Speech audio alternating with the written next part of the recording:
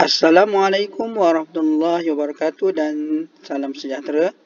Pada kali ini saya akan menerangkan mengenai kelok kemungkinan pengeluaran ataupun KKP. Saya akan menerangkan mengenai 3 aspek. Yang pertama, bagaimana untuk melukis dan menakar KKP. Dan yang kedua, bentuk KKP dan kos lepas. Dan yang ketiga, bagaimana untuk mengira kos lepas seunit. Okey, kita teruskan kepada yang pertama, bagaimana untuk melukis KKP. Jadi kita akan menggunakan jadual KKP di mana mengandungi 5 kombinasi A, B, C, D dan E dan terdapat 2 barang iaitu barang X dan juga barang Y. Jadi untuk melukis kelok mesti ada paksi yang mendatar iaitu barang X dan paksi menegak adalah barang Y. Okay, sebenarnya untuk paksi mana-mana barang pun boleh. Sekiranya ada pelajar yang ingin meletakkan paksi mendatar barang Y dan paksi menegak barang X pun tiada masalah. Okey, jadi untuk melukis kita hanya perlu plotkan di atas kelok berdasarkan data yang terdapat dalam jadual. Okey, jadi bila ada skala ni terpulang kepada pelajar. Sekiranya kita menggunakan skala yang kecil, maka kelok akan jadi besar. Dan sekiranya skala tu besar, maka kelok akan jadi kecil. Jadi pelajar boleh memilih saiz kelok yang akan dilukis. Jadi yang pertama, kombinasi A, 0 barang X dan 10 barang Y. Kita labelkan di atas kelok. Kombinasi yang kedua B, 1 barang X dan 9 barang Y. Seterusnya kombinasi C, 2 barang X dan 7 barang Y. Seterusnya kombinasi D, 3 barang X dan 4 barang Y. Dan yang terakhir kombinasi E, 4 barang X dan 0 barang Y. Jadi kita sambungkan titik-titik A, B, C, D dan E, maka terbentuklah kelok kemungkinan pengeluaran. Dan cara yang kedua adalah melakar KKP. Bagi melakar KKP, kita juga masih menggunakan jadual dan data yang sama. Cuma beza, bagi melakar, kita perlu dapatkan dulu atau kena pasti kos lepas. Okey. Barang X, tambahan satu barang X daripada kombinasi A ke B menyebabkan satu barang Y yang akan dikurangkan atau dilepaskan. Seterusnya, tambahan satu lagi barang X menyebabkan 2 barang Y perlu dikurangkan. Dan seterusnya, tambahan lagi satu barang X menyebabkan 3 barang Y perlu dikurangkan. Dan tambahan satu lagi barang X pada kombinasi D ke E menyebabkan 4 barang Y yang perlu dilepaskan. Dan didapati, setiap tambahan satu barang X menyebabkan semakin banyak barang Y yang perlu dikurangkan atau dilepaskan. So, ini menunjukkan kos lepas yang semakin meningkat. Jadi, apabila kos lepas semakin meningkat, ia akan menyebabkan kelok KKP berbentuk cembung. Okay, baru kita buat paksi. Paksi sama macam tadilah. So, mana-mana pun boleh. Tadi kita buat sama je. Okay, sebab kita dah tahu KKP berbentuk cembung. Jadi kita terus lukis dulu KKP yang berbentuk cembung. Kemudian baru kita akan plotkan mengikut data yang ada dalam jadual. Okey, kombinasi A, 0 barang X dan 10 barang Y. Kombinasi B, 1 barang X dan 9 barang Y. Kombinasi C, 2 barang X dan 7 barang Y. Kombinasi D, 3 barang X dan 4 barang Y. Dan kombinasi E, 4 barang X dan 0 barang Y. Jadi terdapat perbezaan untuk melukis atau melakar. Di mana untuk melakar kita perlu mengenal pasti jenis kos lepas dulu. Okey, jadi dapati kos lepas semakin meningkat, maka KKP berbentuk cembung. Berbeza dengan melukis kita hanya plotkan sahaja di dalam keluk berdasarkan data yang terdapat di dalam jadual. Okay, kita teruskan. Tadi kita dah tengok KKP yang berbentuk cembung. So, terdapat satu lagi bentuk KKP iaitu KKP yang bergaris lurus. Jadi, kita masih lagi menggunakan jadual. Terdapat 5 kombinasi A, B, C, D dan E. Terdapat 2 barang X dan juga barang Y. Okay, paksi. Barang X paksi mendatar dan barang Y paksi menegak. Okay, pada kombinasi A ke B, tambahan 4 barang X menyebabkan 10 barang Y yang perlu dikurangkan atau dilepaskan. Tambahan seterusnya 4 barang X menyebabkan 10 barang Y yang perlu dilepaskan. Tambahan seterusnya 4 barang X menyebabkan juga 10 barang Y yang perlu dilepaskan. Dan tambahan seterusnya 4 barang X menyebabkan 10 barang Y yang perlu dilepaskan. Jadi kita dapati setiap tambahan 4 unit barang X, okay, ia akan menyebabkan jumlah barang Y yang dikurangkan adalah sama, iaitu 10. Okay, kita bukan sahaja boleh melihat setiap tambahan barang X, iaitu setiap tambahan 4 unit barang X, menyebabkan 10 barang Y akan dikurangkan pada setiap kombinasi.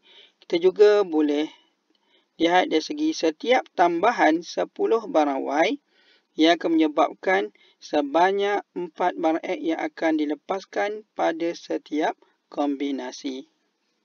Jadi kita boleh tengok dari segi kedua-dua belah sama ada pertambahan barang X ataupun pertambahan barang Y. So, kita akan dapati sekiranya setiap tambahan barang X menyebabkan jumlah barang Y akan lepaskan pada jumlah yang sama pada setiap kombinasi. Begitu juga sebaliknya, sekiranya setiap tambahan barang Y akan menyebabkan jumlah barang X yang akan dilepaskanlah sama pada setiap kombinasi. Jadi ini menunjukkan kos lepas adalah mala. Jadi apabila kita tahu kos lepas adalah mala, maka KKP adalah berbentuk garis lurus. Maka kita plotkan di atas keluk satu garis yang mencerung ke bawah dari kiri ke kanan. Kemudian kita akan plotkan mengikut nilai yang ada dalam jadual. Kombinasi A, 0 barang X dan 40 barang Y. Kombinasi B, 4 barang X dan 30 barang Y. Okey, kombinasi C, 8 barang X dan 20 barang Y. Kombinasi D, 12 barang X dan 10 barang Y. Dan kombinasi E, 16 barang X dan 0 barang Y. Okey, jadi kita dapat simpulkan terdapat 2 bentuk KKP. Yang pertama, KKP berbentuk cembung. Ia disebabkan oleh kos lepas yang semakin meningkat. Dan yang kedua, KKP yang berbentuk garis lurus. Ia disebabkan oleh kos lepas yang mala. Okey, kita akan teruskan bagaimana untuk mengira kos lepas seunit. Formula yang akan kita gunakan adalah perubahan kuantiti barang yang dilepaskan akan dibahagi dengan perubahan kuantiti barang yang ditambah. Jadi kita akan kira berdasarkan jadual KKP. Terdapat 5 kombinasi A, B, C, D dan E. Terdapat 2 barang iaitu barang pengguna dan juga barang modal. Okey, yang pertama, berapakah kos lepas unit untuk mengeluarkan 15 unit barang modal? Jadi kita kena pasti mengeluarkan 15 unit barang modal. Jadi mengeluarkan tu merujuk kepada tambah. Barang yang akan ditambah iaitu barang modal.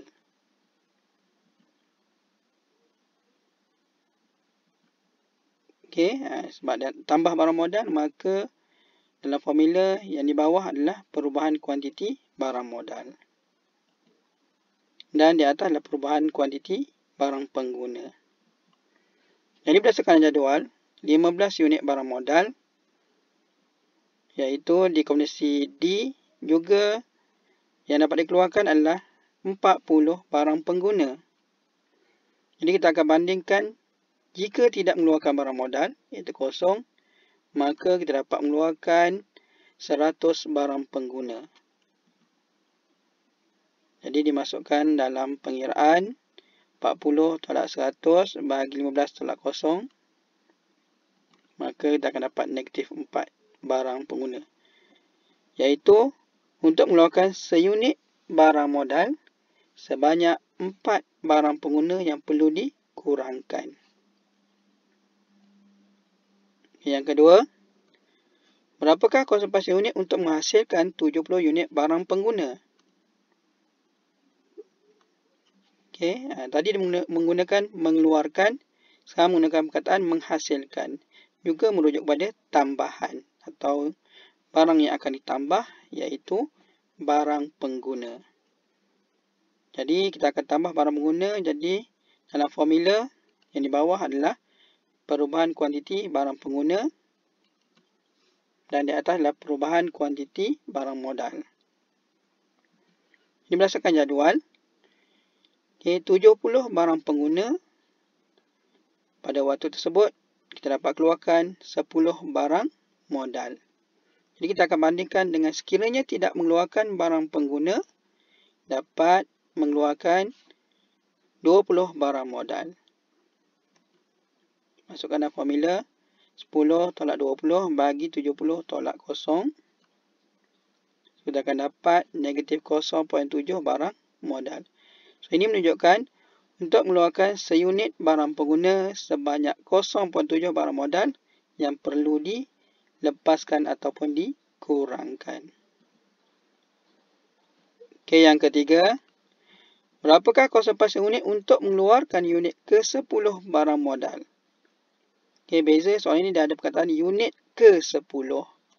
Jadi mengeluarkan, so merujuk kepada barang yang akan ditambah, iaitu barang modal.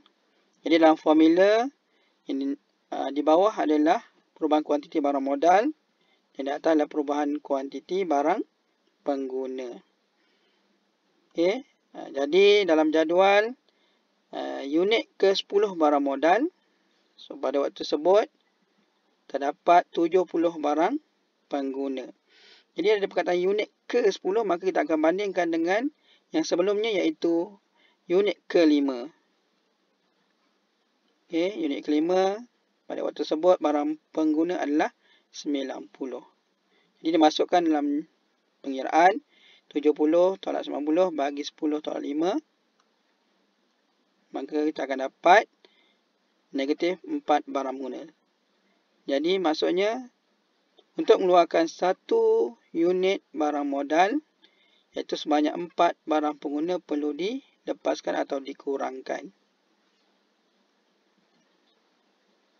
Seterusnya, berapakah konservasi unit apabila kombinasi beralih daripada D ke B? Jadi kita rujuk jadual D ke B. So, B yang baru, D yang lama. Didapati, tengok kuantiti, barang mana yang bertambah akan kita letakkan di formula di bawah. D 40 dan B 90 iaitu barang pengguna. So, barang pengguna mengalami tambahan. Jadi dalam formula di bawah adalah perubahan kuantiti barang pengguna. Manakala bagi barang modal berkurang daripada 15 jadi 5, maka dia akan berada di atas. Okey, masukkan dalam formula 5 tolak 15 bagi 10 tolak 40. Kita akan dapat negatif 0.2 barang modal. Jadi maksudnya tambahan 1 barang pengguna menyebabkan 0.2 barang modal yang perlu dikurangkan atau dilepaskan apabila kombinasi berubah daripada D ke B. Dan soalan yang terakhir yang boleh ditanya, berapakah konservasi unit barang modal pada setiap kombinasi pengeluaran. So, ada perkataan pada setiap kombinasi pengeluaran. Iaitu kombinasi A ke B, B ke C, C ke D dan D ke E. Jadi dia merujuk kepada barang modal. Jadi barang modal akan berada dalam formula di bawah lah. So kita tengok yang pertama, kombinasi A ke B. So barang modal berada di bawah, perubahan kuantiti barang modal dan perubahan kuantiti pengguna di atas. Jadi pada kombinasi A ke B, itu 90 tolak 100 bahagi 5 tolak 0. Maka kita akan dapat mengurangkan dua barang pengguna. Jadi kombinasi A ke B, tambahan 1 unit barang modal menyebabkan dua barang pengguna yang perlu dilepaskan atau dikurangkan. Kombinasi seterusnya B ke C, 70 tolak 90 bahagi 10 tolak 5. Kita akan dapat negatif 4. So, bermaksud sebanyak 4 barang pengguna perlu dikurangkan atau dilepaskan. Okey, kombinasi seterusnya C ke D,